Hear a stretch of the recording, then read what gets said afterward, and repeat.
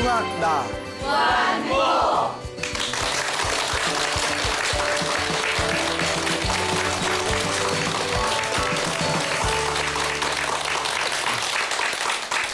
예, 만나서 반갑습니다. 예, 광호 스님이라고 합니다. 예전에 부처님 당시에 그 왕과 왕비가 있었습니다. 그 왕의 이름은 우데나 왕이라고 하고요. 그 왕비의 이름은 사마와띠라고 불렀습니다. 사마와띠 왕비가 있었는데 이 사마와띠 왕비에게 하녀가 한 명 있었습니다. 그 시녀가 한 명 있었는데 이 하녀였는데 이 하녀가 항상 왕에게 매일매일 동전 8립을 받았답니다. 동전 8립을 받아서 왕이 이 8립으로 항상 신선한 꽃을 아침마다 사서 왕비에게 올려라 라고 이제 부탁을 하죠. 그런데 요 하녀의 이름이 꾸쭈따라라고 불렀는데요. 네, 꾸쭈따라. 발음이 맞는지 모르겠어요. 저질 발음이라서. 네, 꾸쭈따라라고 불리우는 이 하녀가 이제 그 8립에서 4립만 꽃을 사고 4립은 어떻게 했을까요? 몰래 이제 횡령을 했답니다. 왕한테 걸리면 어디 왕의 돈을 횡령을 해요. 간이 좀 부었어요. 꾸쭈따라가 이제 매일매일 동전 4립으로 꽃을 사서 왕비에게 올리고 4립은 몰래 자기가 챙겼는데 어느 날 꽃장수였던 수마나를 만나게 됩니다. 근데 그 꽃을 파는 꽃장수 수마나가 독실한 불교 신자였대요. 그래서 자기 단골 처녀인 꾸쭈따라 하녀에게 부탁을 합니다. 내가 오늘 이제 낮에 부처님과 스님들을 모셔서 공양을 올리기로 했는데 음식 준비하기가 너무 힘드니까 좀 시간이 되면 나를 도와줄 수 있겠냐라고 부탁을 했을 때 꾸쭈따라가 예 도와드리겠습니다라고 이제 답변을 하게 됩니다. 낮에 이제 수마나 꽃장수의 집에 와서 수마나를 도와서 부처님과 스님들께 싹 공양을 올리고 공양을 다 잡수신 부처님께서 부처님의 법도는 공양을 받아 드시고 난 뒤에는 그 신도에게 법문을 해주는 게 원칙입니다. 그래서 공양을 다 받아 드시고 나서 이제 그 수마나를 위해서 설법을 하십니다. 가만히 설법을 듣다가 꾸쭈따라가 옆에서 깨달음을 얻어버립니다. 순식간에 그 얼떨결에 와가지고 음식장만한 거 도와주고 그리고 부처님 공양하는 거 시중 좀 들다가 옆에 앉아서 설법 듣다가 깨달음을 얻게 되는데 불교에서는 부처님 밑에 깨달음이 크게 4단계가 있다고 합니다. 그 수다원가, 사다함과 아나함과 아라함과 그래서 4단계가 있는데 이 4단계 중에서 첫 번째 깨달음인 수다원가라는 것을 얻게 됩니다. 근데 수다원가 첫 번째 깨달음도 엄청나게 대단한 거예요. 자, 첫 번째 깨달음 수다원가를 얻은 이 꾸쭈따라가 그 뒤로 이제 꽃을 사기 위해서 동전 8립을 받으면 예전에는 4립을 몰래 자기가 챙겼잖아요. 이 수다원가 첫 번째 깨달음을 얻은 존재는 계율을 어길래야 어길 수가 없답니다. 완전한 어떤 양심이 회복되었기 때문에 만약에 자기 입으로 깨달았다고 했는데도 뭐 계율도 잘 안 지키고 또 사람이 약간 언행이 불일치한 수행자가 있으면 그건 진정한 깨달음이 아닙니다. 첫 번째 깨달음만 얻어도 양심이 되살아나기 때문에 이 꾸쭈따라가 그 첫 번째 깨달음을 얻은 뒤에 이제 동전 8립으로 정직하게 꽃을 다 사서 왕비에게 이제 보내게 됩니다. 왕비가 이제 꽃을 받았는데 양이 2배로 늘었잖아요. 그래서 이거 웬열? 막 이러면서 야 어머 왕께서 돈을 더 주셨네? 오늘따라 꽃이 더 양이 많은 것 같다. 풍요롭다 꽃이 하니까 또 이제 깨달음을 얻으면 살기가 골치 아파지는 게 거짓말을 못 한답니다.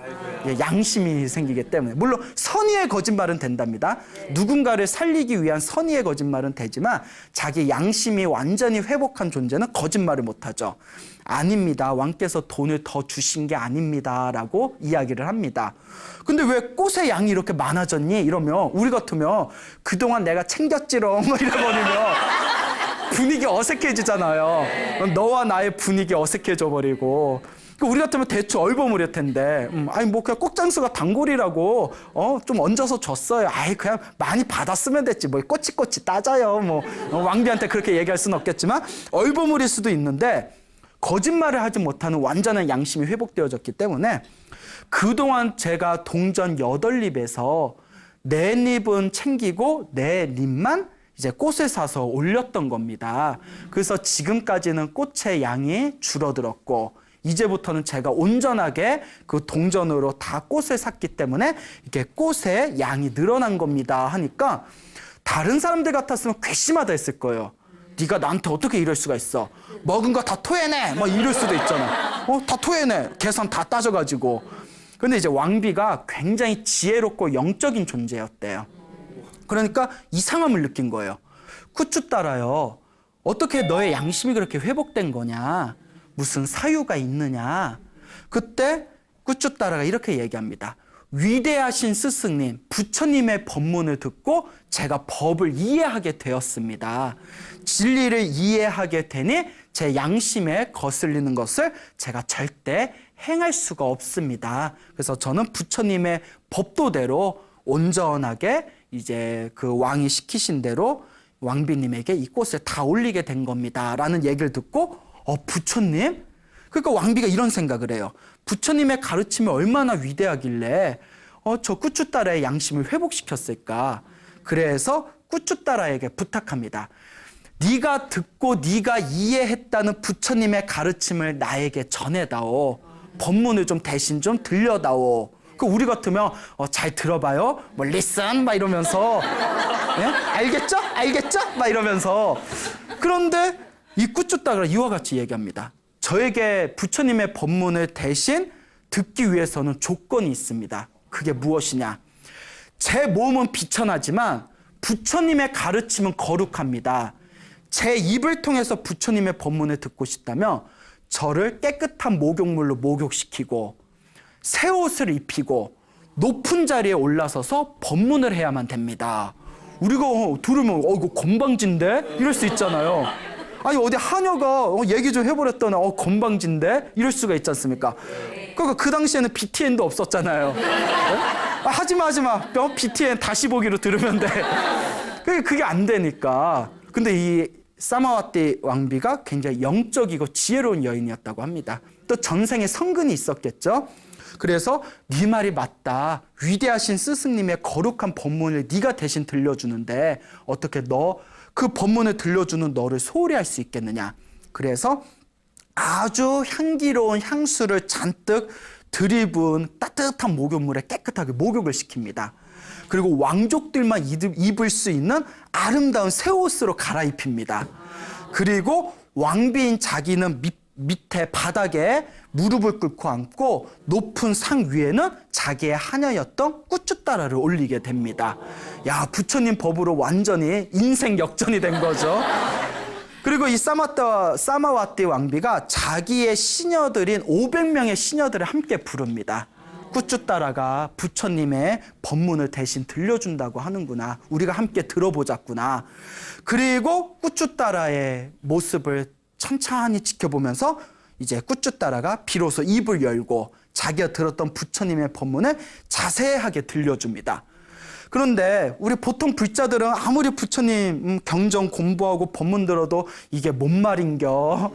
뭔 말인겨? 어렵다라고 느껴지잖아요. 네. 그 사마와티와 500명의 시녀들은 전생에 성근이 있었는지 꾸쭈따라가 들려주는 부처님의 거룩한 법문을 대신 듣는 순간 그 자리에서 모두 거룩한 심심과 기쁨을 일으키게 됩니다.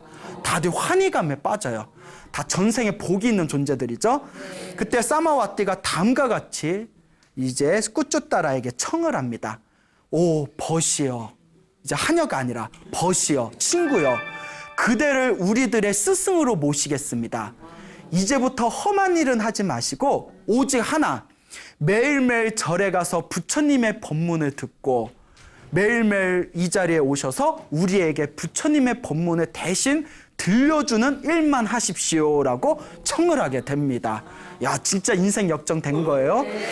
자, 그러니까 꾸쭈따라가 이제 매일매일 이제 왕비의 부탁이니까 사원에 가서 부처님의 법문을 자세히 듣는 거예요. 근데 중요한 게 여러분, 우리 공부할 때 나 혼자 알아야지 하고 책을 보는 것보다 누군가에게 가르쳐줘야 되는데 라는 마음으로 책을 볼 때 훨씬 이해가 잘 된다고 하죠. 네. 그래서 오늘 듣는 이 부처님의 법문을 내가 가서 자세히 설명해줘야 되는데 라는 마음으로 부처님의 말씀 하나하나를 놓치지 않으려고 하나하나 기억하고 하나라도 더 이해하기 위해서 귀를 기울이면서 부처님의 법문을 하나하나 터득하게 됩니다.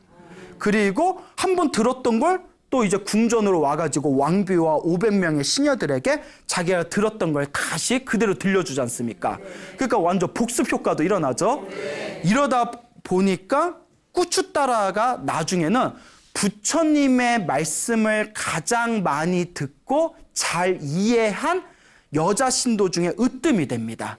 그래서 부처님께서 수많은 불자들 앞에서 불자들이여, 나의 수많은 여자 신도들 중에서 부처님의 말씀을 깊이 듣고 많이 듣고 가장 잘 이해하고 설법을 가장 잘하는 여자 신도 중에 으뜸은 꾸추따라가 제일이다라고 수많은 불자들 앞에서 선언을 하십니다. 자, 어쨌거나 꾸추따라의 법문을 통해서 사마와티 왕비와 500명의 시녀들의 믿음이 무럭무럭 자라나게 됩니다. 근데 어느 날 이 사마와티와 500명의 시녀들이 부탁을 합니다. 부처님의 법문을 듣고서 우리가 너무나 큰 행복감 속에서 살아가고 있습니다. 단 부처님을 직접 한번 뵈고 싶습니다. 밤에 몰래 우리를 빼내가지고 사원으로 좀 우리를 데리고 와서 부처님 얼굴 좀 보게 해주십시오 하니까 꾸추따라가 그건 안 됩니다. 그런 일을 했다가 들켰다가는 왕궁에 법도가 있지 않습니까? 이 일이 너무 커집니다. 그래서 거기서 이제 딱 잘랐는데 왕비하고 500명의 시녀들이 막 징징거리는 거예요. 예? 징징징징징징징 거리는 거예요. 예? 어쨌거나 막 징징징징 거리니까 그러니까 너무나 답답한 마음에 꾸추따라가 꾀를 냅니다. 부처님이 매일마다 탁발을 하기 위해서 오전에 이 마을로 내려가십니다. 도시에 지나가니까 왕궁에다가 큰 벽을 뚫어 놓고 벽에서 부처님이 멀리서 지나가는 모습을 보고 부처님께 절을 올리시면 되지 않습니까? 그래서 그러면 되겠다 해가지고 그 궁전에다 벽을 다 뚫어 놓고 오전에 부처님이 지나가실 때마다 그 벽 틈에서 부처님의 거룩한 모습을 보면서 절을 올렸다라는 이야기가 전해지고 있습니다. 근데 문제는 이 사마와티 왕비가 이렇게 부처님께 귀의를 하고 있던 이 시점에 이 우데나 왕에게 다른 왕비가 있었대요. 이 다른 왕비의 이름이 마간디아 왕비입니다. 이 마간디아 왕비는 오래전에 부처님에 대한 미움을 키우고 있었던 여자였어요. 부처님에 대하여서 엄청난 분노심을 가지고 있었고 우연한 기회로 사마와티 왕비와 500명의 시녀들이 부처님한테 귀의했다라는 소식을 듣고는 사마와티에 대해서 걷잡을 수 없는 증오심을 느끼게 됩니다. 그래서 이 사마와티를 어떻게든 내가 파멸시켜야 되겠다라는 그런 아주 간악한 음모를 세우게 됩니다. 마간디아가 사마와티를 파멸시키기 위해서 끊임없이 음모를 세우지만 그 모든 음모가 다 수포로 들어가게 됩니다. 그래서 참다 못한 이 마간디아 왕비가 자기의 친척들을 불러가지고 꾀를 내서 사마와티 왕비와 500명의 시녀들을 궁전의 방에다 다 몰아넣은 뒤에 밖에서 문을 잠그고 불을 질러서 그 사람들 다 불질러서 죽여버립니다. 사마와티 왕비하고 500명의 시녀가 다 불타서 죽어버린 거예요. 그리고 나중에 왕에게 이 사실이 발각되고 분노한 왕에 의해서 그 간악한 마간디아 왕비와 그 불을 질렀던 친척들이 모두 끔찍한 사형을 당하게 된 이야기가 그 34회에서 자세히 이어지고 있습니다. 자, 여기서 이제 중요한 게 이 마간디아의 어떤 그런 불을 지른 끔찍한 방법에 의해서 사마와티와 500명의 시녀들이 방에서 불에 타서 죽게 되었을 때 불에 타서 죽는 와중에서도 사마와티 왕비와 500명의 시녀들이 이와 같이 관합니다. 이 모든 것도 다 누구의 업보다? 우리의 업보다. 과거 전생의 수많은 윤회, 태어나고 죽고 태어나고 죽는 삶 속에서 우리가 지었던 업보를 우리가 받고 있는 거다. 그게 바로 부처님의 법칙 아니냐. 그러니 우리가 부처님 불법에 의지해서 이 순간 이 마음을 흐트러뜨리지 말자. 그러니 죽는 이 순간에도 부처님의 가르침을 떠올리자 하면서 불이 활활 타올라서 온몸에 타오르는 그 순간에도 부처님의 가르침을 끊임없이 되새기면서 깊은 명상의 상태에 들어갑니다. 그리고 사마와띠를 포함한 500명의 시녀들이 죽음 직전에 모두 깨달음을 얻으면서 숨을 거두게 되었다고 합니다. 정말 대단한 경지죠. 보통 중생들 같으면 막 불에 탈 때 내가 그렇게 부처님 공부를 열심히 했는데 내 몸에 불을 타게 해?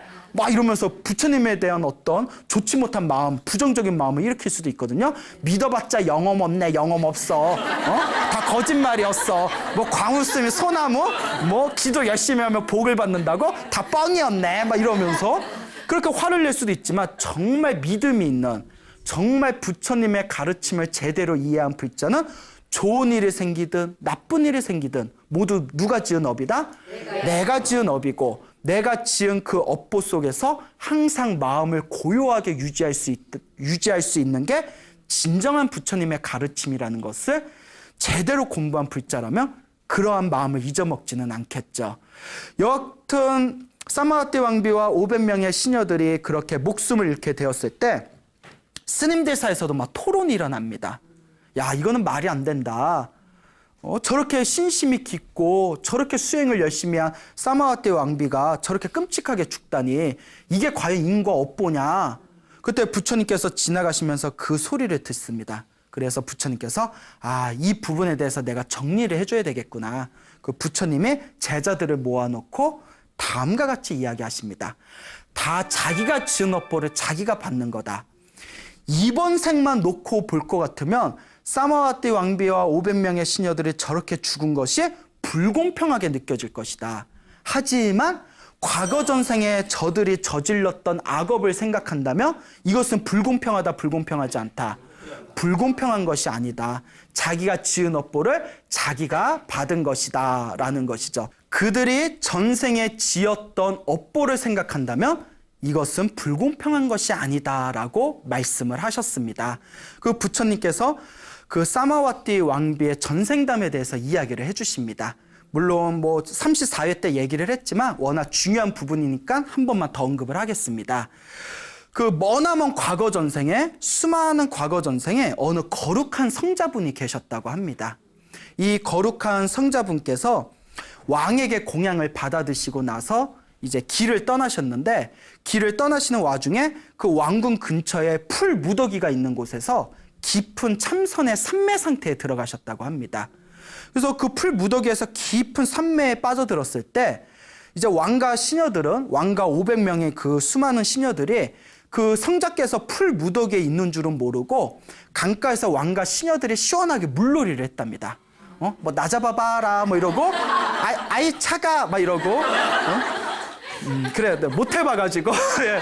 말하면서도 흐뭇하다. 예.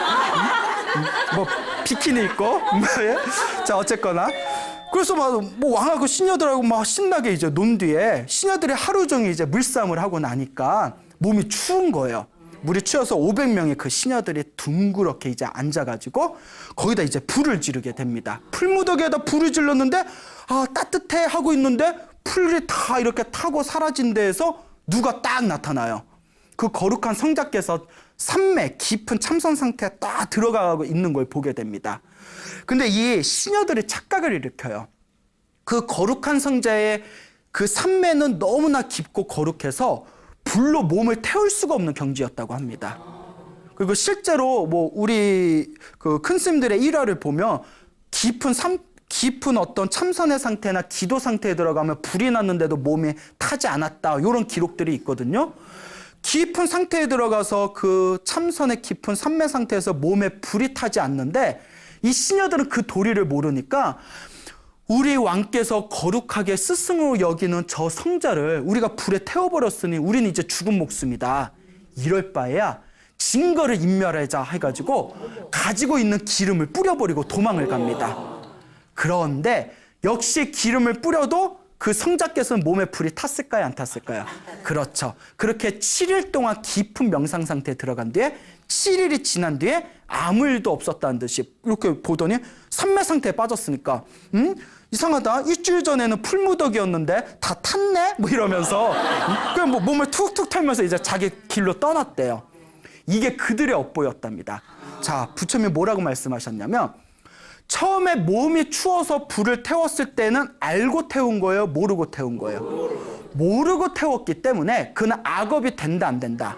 안 된답니다, 여러분. 이게 불교의 업보예요. 선업이든 악업이든 의도가 있어야 돼요.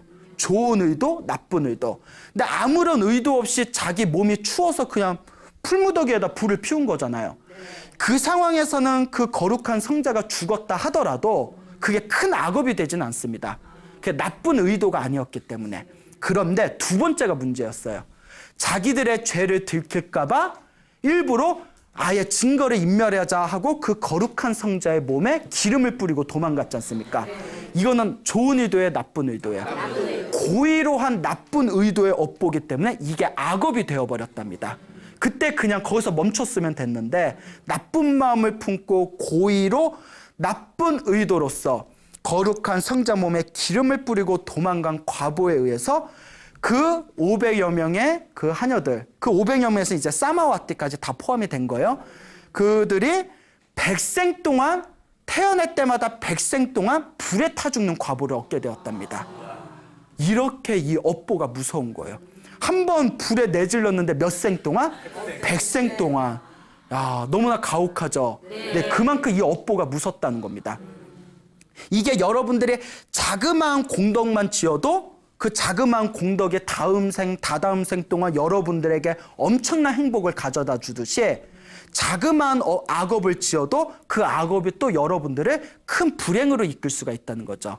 그래서 백생 동안 불에 타 죽는 과보를 얻은 그 당시에 그 시녀들이 이번 생에 누구로 태어나서 사마와띠와 그 시녀들로 태어나서 이번 생에도 불에 타 죽는 과보를 얻게 되었다고 합니다. 그렇다면 이것은 공평한 거냐 불공평한 거냐? 이번 생만 보면 불공평한 거지만 그들이 과거 전생에 저질렀던 업보를 생각한다면 이 모든 게 누가 지은 업이다? 내가 지은 업보일 뿐이다. 그러나 이 사마와띠 왕비와 500명의 시녀들이 죽음 직전에도 부처님의 가르침을 되새기면서 깨달음을 얻으면서 이 세상을 떠났기 때문에 다시는 이제 이런 업보를 받는다 받지 않는다. 다시는 이런 불에 타 죽는 업보를 받지 않고 여기서 이 업보가 다 소멸된 것이다 라는 법문을 하십니다. 알겠죠? 네. 그러니까 불교 공부를 정말 제대로 열심히 공부하고 기도하는 불자는 기도하고 공부하고 복을 짓는 신행생활의 과정에서 안 좋은 일이 생길 때 불교 공부를 하고 기도를 해도 영험이 없네? 이게 아니에요. 내가 전생에 지었던 업을 지금 내가 뭐하고 있구나? 소멸하고 있구나. 내 숙제를 갚고 있구나. 내 빚을 갚고 있구나. 그런 마음으로 한 걸음 한 걸음 멈추지 않고 끊임없이 부처님을 향한 신행의 생활을 멈추지가 않는 겁니다. 그런데 꼭 전생의 업보가 두꺼운 사람들이 기도하다가 좀 안 좋은 일 생기면 영험이 있네 없네? 응? 내가 이러려고 절에 다녔네 말았네?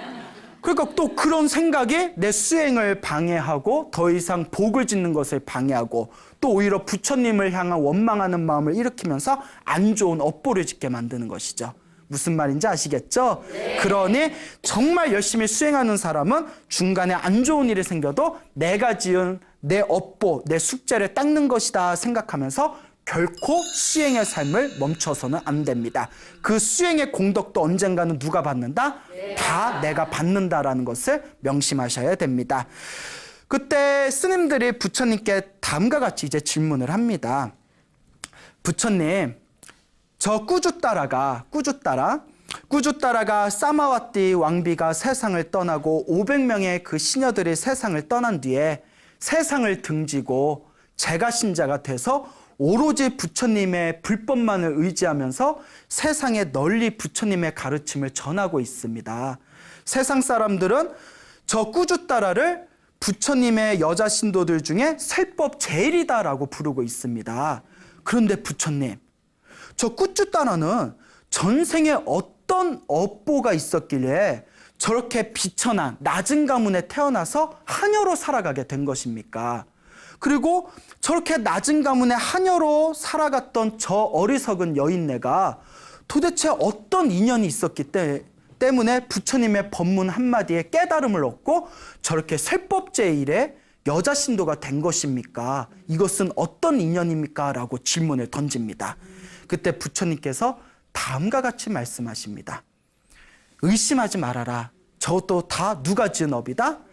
자기가 지은 업이다. 꾸주따라가 지은 업을 그대로 받는 것이다. 꾸주따라가 머나먼 과거 전생에 거룩한 성자를 만나게 됩니다. 그리고 거룩한 성자에게 내가 복을 짓기 위해서, 선업을 짓기 위해서, 공덕을 쌓기 위해서 저 거룩한 성자에게 내가 맛있는 우유죽을 바쳐야 되겠다 하고 우유죽을 뽀글뽀글뽀글 맛있게 끓여서 내가 지금 배고파서 그런가 봐요. 이렇게 맛있게 이제 우유죽을 끓여가지고 아우 침 나와. 그래서 우유죽을 그 거룩한 성자의 바루 안에 싹 넣어드렸는데 그 바루에 그 우유죽이 너무 뜨거워서 손으로 잡지를 못하는 거예요. 거룩한 성자께서. 우리 너무 뜨거우면 손으로 못 잡잖아요. 아 뜨거, 아 뜨거, 아 뜨거 하잖아요. 그때 그 광경을 보고 아이고 내가 생각이 짧았구나 생각하면서 자기가 팔에 끼고 있는 아주 귀한 상아팔찌를 빼서 그걸 바루의 그릇의 밑에 받침대로 이렇게 올려드립니다. 그러니까 상아팔찌가 있으니까 그 받침대로 이렇게 후루룩 드실 수가 있잖아요.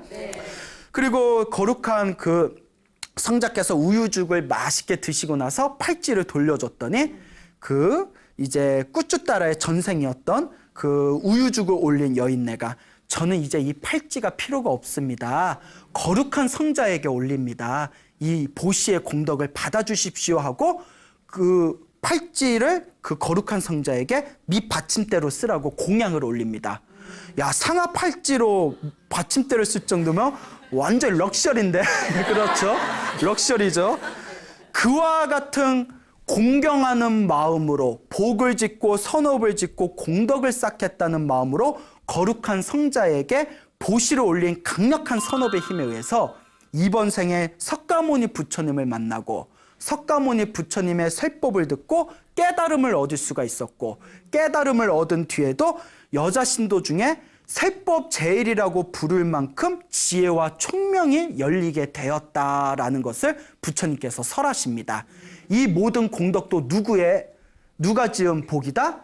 자기 자신, 꾸주따라가 전생에 지은 보시의 공덕이었다라고 설명을 하시죠. 그리고 뒤이어서 다음과 같은 설명을 하십니다.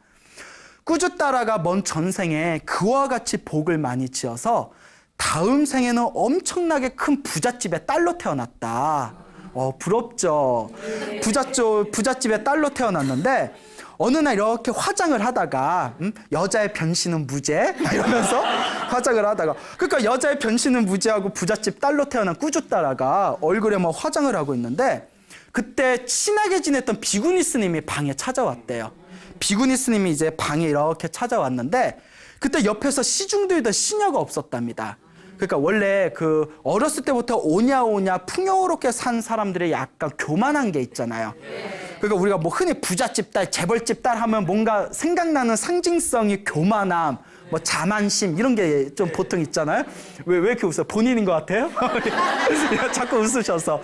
자, 그런데 이 사람이 이제 교만심이 있으니까 이 여자가 옆에 시녀가 안 보이니까 그 친하게 지내는 비구니스한테 저 화장품 좀 갖다 주세요. 저 화장품 바구니 좀 갖다 주세요. 심부름을 시킵니다.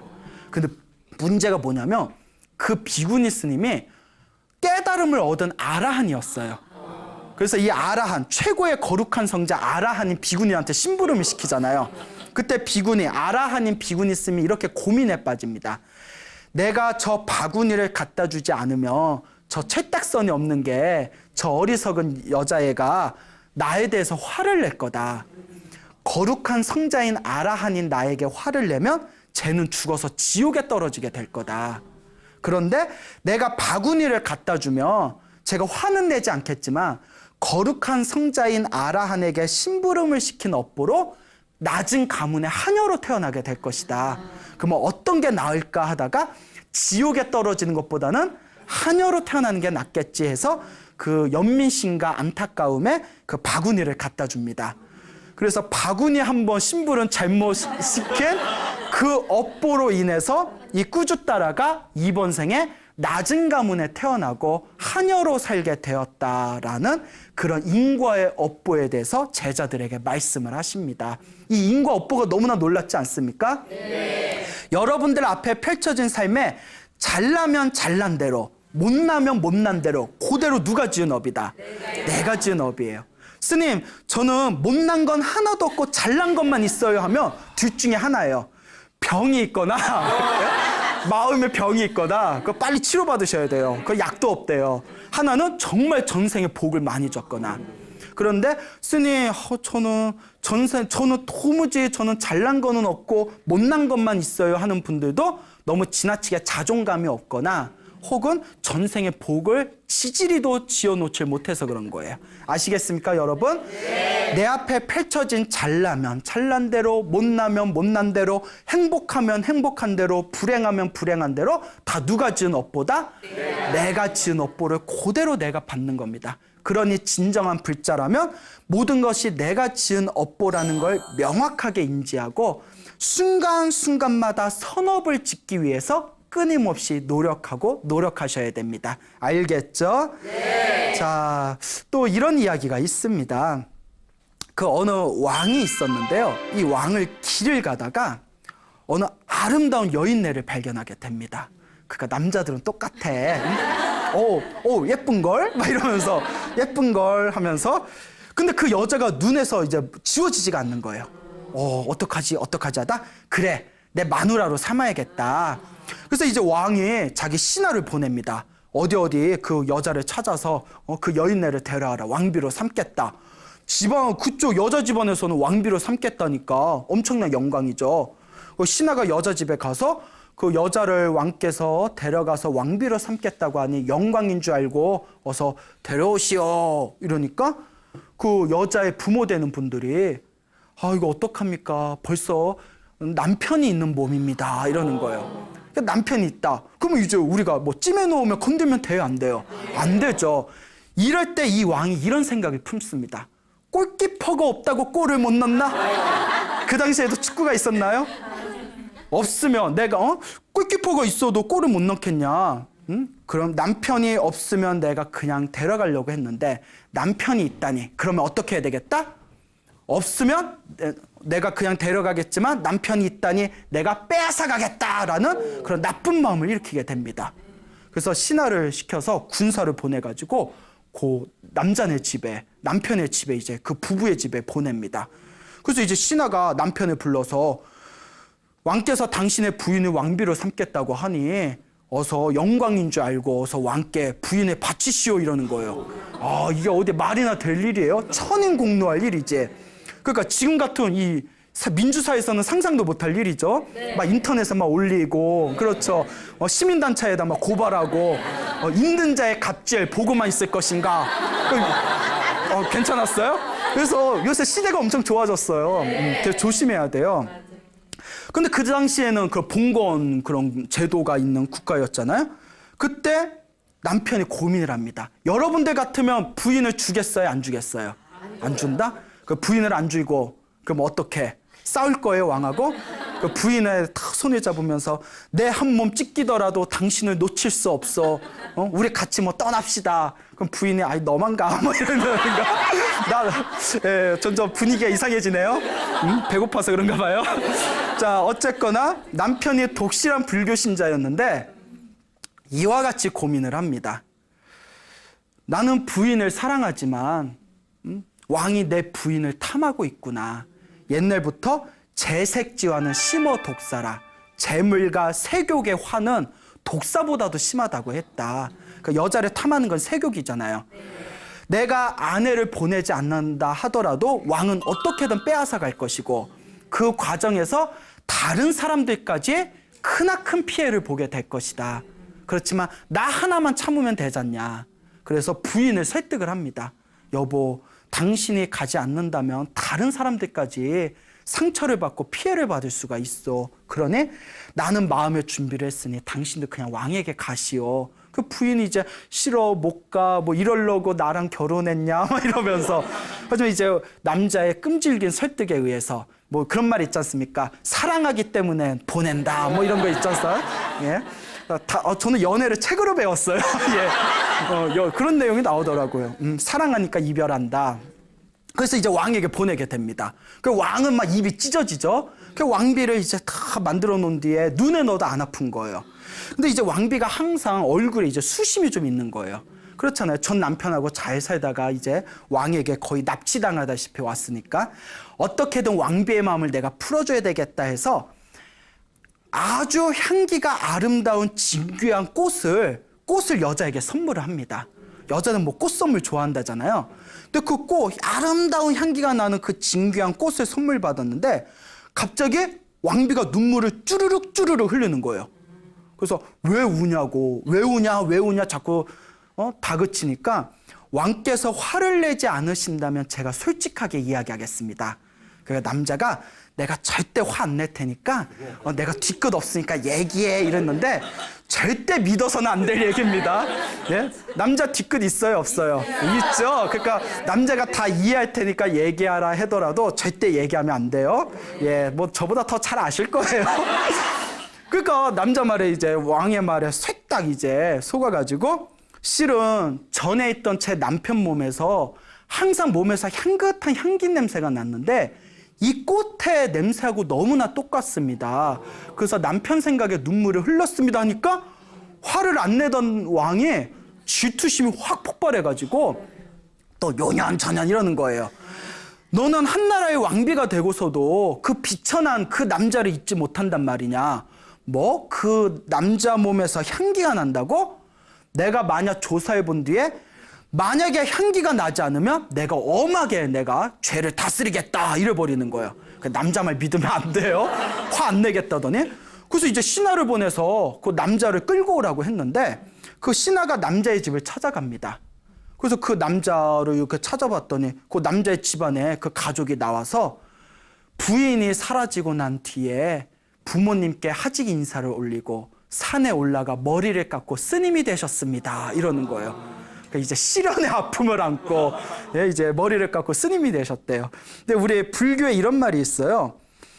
가장 뛰어난 출가는 깨달음을 얻어서 모든 중생을 제도하겠다는 마음을 가지고 출가하는 게 최고의 출가랍니다.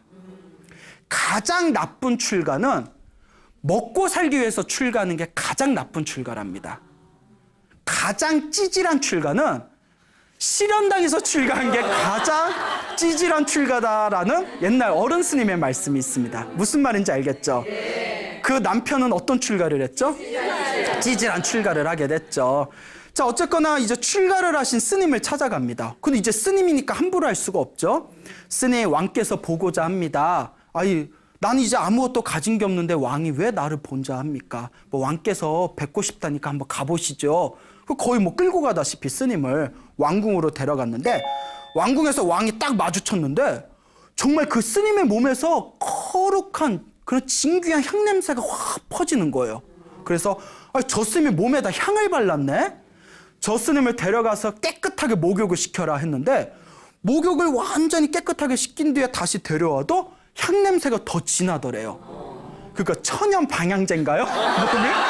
몸이 천연 방향제야? 도저히 믿을 수가 없대서 몸으로 비단을 꽁꽁 묶어라. 그 몸에다 비단이 꽁꽁 묶었는데도 그 비단 틈 사이를 그 틈틈마다 진한 향기가 그냥 뿜어져 나오더래요. 왕이 이건 진짜구나. 왕비 말이 진짜였구나. 스님, 어떻게 그렇게 몸에서 자연스럽게 그렇게 아름다운 향기가 나는 겁니까? 비결이 무엇입니까? 하고 여쭈니까 이 스님이 이렇게 이야기합니다. 제가 사랑하는 아내를 잃고 세상의 허무함과 무상함을 느끼면서 머리를 깎고 출가를 했습니다. 출가를 해서 아무리 수행을 해도 아내의 모습이 잊혀지지가 않아서 더욱더 가열차게 수행을 한 끝에 저는 드디어 완전한 깨달음을 얻었습니다. 제 마음에는 더 이상 번뇌가 없습니다.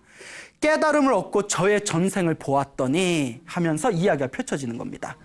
자기의 전생에 이렇게 길을 걷고 있었을 때 저기서 어느 수행자가 부처님의 법문을 설법하고 있는 걸 듣게 됩니다.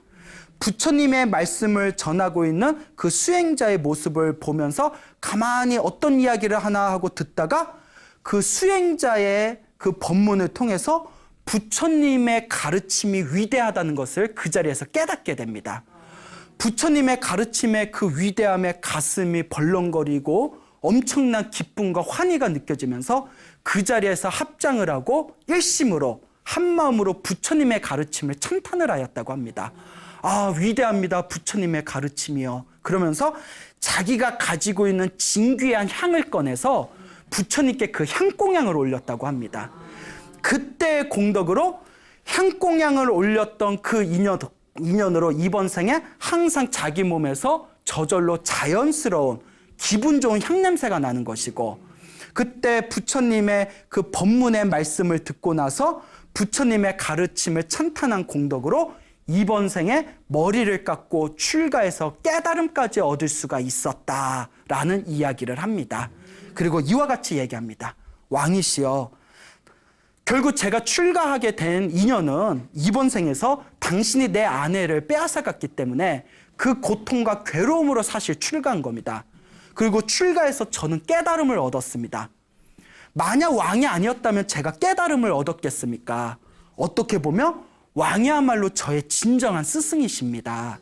그리고 왕이시여, 이번 생에 제 아내를 빼앗아간 것도 결국 왕과 저의 전생에 서로 얽히고 설킨 업보였을 겁니다. 그런데 이것만은 알아두십시오. 남의 아내를 탐하고 남의 것을 탐하고 재물을 탐해서 억지로 빼앗아 간다면 분명히 다음 생에 아주 무서운 업보를 받게 될 것입니다. 저는 아내에 대한 더 이상 집착은 없지만 다만 왕께서 다음 생에 그 무거운 업보를 받을 것을 생각하니 너무나 가슴이 아프고 안타깝습니다라는 그 진심 어린 스님의 법문에 왕이 눈물을 쭈르르 흘리면서 그 자리에서 무릎을 꿇고 참으로 제가 어리석었습니다. 참으로 제가 어리석었습니다. 이제부터라도 이번 생에 당신을 내 스승으로 삼아서 저도 마음을 닦는 삶을 살겠습니다라는 훈훈한 이야기가 지금까지 전해지고 있습니다.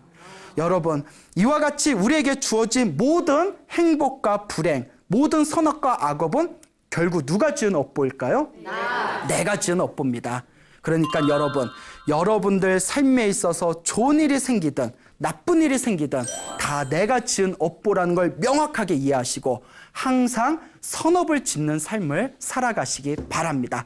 반드시 그 선업의 강력한 행복의 열매를 이번 생이 아니면 다음 생이라도 여러분들이 듬뿍 받아가시게 될 겁니다. 여러분, 행복해지고 싶습니까? 네. 행복한 삶을 창조하고 싶습니까? 네. 복을 지으십시오. 선업을 지으십시오. 공덕을 쌓으십시오. 복과 선업과 공덕의 힘이 여러분들을 진정한 행복의 길로 이끌어 줄 것입니다. 여기서 마치겠습니다. 소중한 나 무한행복.